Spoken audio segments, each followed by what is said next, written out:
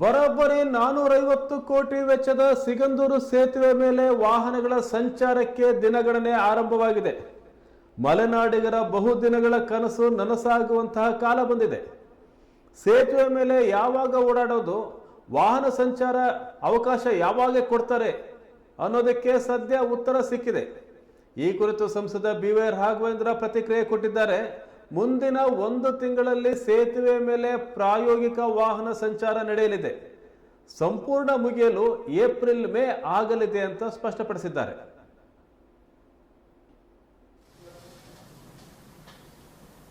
ಇನ್ನೊಂದು ತಿಂಗಳೊಳಗೆ ಮೇಲ್ಗಡೆ ವೆಹಿಕಲ್ ಮೂವ್ಮೆಂಟ್ ಅಂದರೆ ಒಂದು ಟ್ರಯಲ್ ಶುರು ಮಾಡಲಿಕ್ಕೆ ಈ ಥರದ್ದೆಲ್ಲ ಶುರುವಾಗುತ್ತೆ.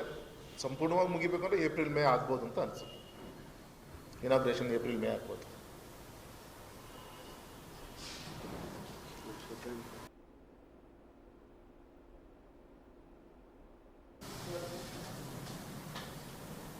ಇನ್ನೊಂದು ತಿಂಗಳೊಳಗೆ ಮೇಲ್ಗಡೆ ವೆಹಿಕಲ್ ಮೂವ್ಮೆಂಟ್ ಅಂದರೆ ಒಂದು ಟ್ರಯಲ್ ಶುರು ಮಾಡಲಿಕ್ಕೆ ಈ ಥರದ್ದೆಲ್ಲ ಶುರುವಾಗುತ್ತೆ.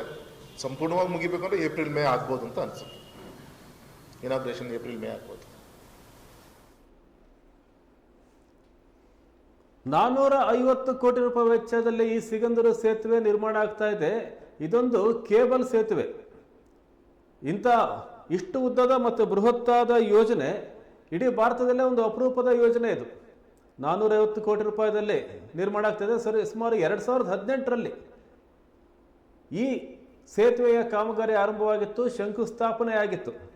ಅಂದಿನಿಂದ ಇಂದಿನವರೆಗೂ ಸಹ ಈ ಕಾಮಗಾರಿ ನಡೀತಾನೆ ಇದೆ.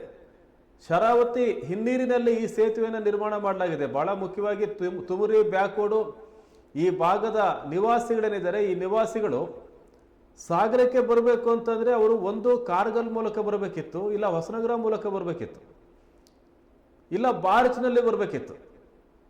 ಹಾಗಾಗಿ ತುಂಬ ತುರ್ತು ಸಂದರ್ಭದಲ್ಲಿ ಅವರಿಗೆ ಬರಲಿಕ್ಕೆ ಬೇರೆ ಯಾವುದೇ ಮಾರ್ಗ ಇದ್ದಿಲ್ಲ.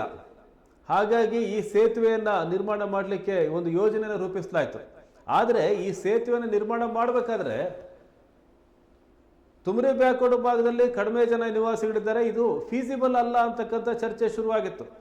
ಆ ಕಾರಣಕ್ಕಾಗಿ ಯಾವ ರಸ್ತೆ ಸಿಗಂದೂರಿಗೆ ಸಂಪರ್ಕ ಕಲ್ಪಿಸ್ತಾ ಇತ್ತೋ ಆ ರಸ್ತೆಯನ್ನು ರಾಷ್ಟ್ರೀಯ ಹೆದ್ದಾರಿಯನ್ನಾಗಿ ಪರಿವರ್ತಿಸಿ ಅದಾದ ನಂತರ ಅನುದಾನವನ್ನು ತರಲಾಗಿತ್ತು. ಬೇರೆ ಯಾವುದೇ ಹೆದ್ದಾರಿ ಆದರೆ, ರಸ್ತೆಗಳಾದರೆ, ಜಿಲ್ಲಾ ಹೆದ್ದಾರಿಗಳಾದರೆ ಇಂಥ ಬೃಹತ್ ಸೇತುವೆ ನಿರ್ಮಾಣ ಅಸಾಧ್ಯದ ಕೆಲಸ. ಹಾಗಾಗಿ ಸಾಗರದಿಂದ ಸಿಗಂದೂರು ಮಾರ್ಗವಾಗಿ ಸಾಗ್ತಾ ಇದ್ದಂಥ, ಕೊಲ್ಲೂರಿಗೆ ಸಾಗ್ತಾ ಇದ್ದಂಥ ಈ ಮಾರ್ಗವನ್ನು ರಾಷ್ಟ್ರೀಯ ಹೆದ್ದಾರಿಯಾಗಿ ಘೋಷಣೆ ಮಾಡಲಾಯಿತು. ಆಗ ಕೇಂದ್ರ ಸರ್ಕಾರ ಅನುದಾನವನ್ನು ನಿಗದಿ ಮಾಡಿತು. ನಂತರ ಈ ಸೇತುವೆ ನಿರ್ಮಾಣ ಆಗ್ತಾ ಇದೆ 450 ಕೋಟಿ ರೂಪಾಯಿ ವೆಚ್ಚದಲ್ಲಿ. ಇಲ್ಲದೇ ಇದ್ರೆ ಈ ಸೇತುವೆ ನಿರ್ಮಾಣ ಆಗೋದು ಅಸಾಧ್ಯ ಆಗಿತ್ತು. ಒಂದು ಗ್ರಾಮ ಪಂಚಾಯತಿಯನ್ನು ಸಂಪರ್ಕಿಸುವ ರಸ್ತೆ ಮಾತ್ರ ಆಗಿತ್ತಿದು. ಅಂದರೆ ಪಂಚಾಯತ್ ರಸ್ತೆ, ಜಿಲ್ಲಾ ಪಂಚಾಯತಿ ವ್ಯಾಪ್ತಿಗೆ ಬರ್ತಾ ಇದ್ದಂಥ ರಸ್ತೆ, ಒಂದು ಊರಿನಿಂದ ಇನ್ನೊಂದು ಊರಿಗೆ ಸಂಪರ್ಕ ಕಲ್ಪಿಸುವಂಥ ರಸ್ತೆ. ಅದರಲ್ಲೂ ಸಹ ಮುಳುಗಡೆ ಆದಮೇಲೆ ಈ ರಸ್ತೆ ಅಸ್ತಿತ್ವವೇ ಇದ್ದಿಲ್ಲ, ನೀರಿನಲ್ಲಿ ಮುಳುಗಡೆ ಆಗಿತ್ತು ರಸ್ತೆ ಇದು. ಆದರೆ ಸಂಸದ ಬಿ.ವೈ. ರಾಘವೇಂದ್ರ ಅವರ ನಿರ್ಧಾರದಿಂದಾಗಿ, ರಾಜ್ಯ ಸರ್ಕಾರದ ನೆರವಿನಿಂದಾಗಿ ಈ ರಸ್ತೆ ರಾಷ್ಟ್ರೀಯ ಹೆದ್ದಾರಿಯಾಗಿ ಪರಿವರ್ತನೆ ಆಯಿತು. ನಂತರ ಕೇಂದ್ರ ಸರ್ಕಾರದ ಅನುದಾನ ಸಿಕ್ತು. ಈಗ ಈ ಸೇತುವೆ ಬಹುತೇಕ ಲೋಕಾರ್ಪಣೆಗೆ ಸಜ್ಜಾಗಿದೆ. ಇನ್ನೊಂದು ತಿಂಗಳಲ್ಲಿ ವಾಹನಗಳ ಪ್ರಾಯೋಗಿಕ ಸಂಚಾರ ಆರಂಭವಾಗುತ್ತೆ. ಬಹುಶಃ ಏಪ್ರಿಲ್ ಅಥವಾ ಮೇಯಲ್ಲಿ ಇದರ ಉದ್ಘಾಟನೆ ನಡೆಯಬಹುದು. ಉದ್ಘಾಟನೆಗೆ ಕೇಂದ್ರ ಸರ್ಕಾರದ ಗಣ್ಯರು, ಹೆದ್ದಾರಿ ಸಚಿವರು ಸಹ ಆಗಮಿಸುವಂತಹ ಸಾಧ್ಯತೆ ಇದೆ.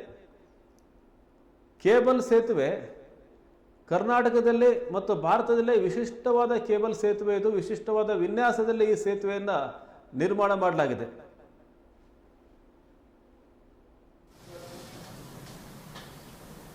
ಇನ್ನೊಂದು ತಿಂಗಳೊಳಗೆ ಮೇಲ್ಗಡೆ ವೆಹಿಕಲ್ ಮೂವ್ಮೆಂಟ್ ಅಂದರೆ ಒಂದು ಟ್ರಯಲ್ ಶುರು ಮಾಡಲಿಕ್ಕೆ ಈ ಥರದ್ದೆಲ್ಲ ಶುರುವಾಗುತ್ತೆ. ಸಂಪೂರ್ಣವಾಗಿ ಮುಗಿಬೇಕಂದ್ರೆ ಏಪ್ರಿಲ್ ಮೇ ಆಗ್ಬೋದು ಅಂತ ಅನಿಸುತ್ತೆ. ಇನಾಗ್ರೇಷನ್ ಏಪ್ರಿಲ್ ಮೇ ಆಗ್ಬೋದು.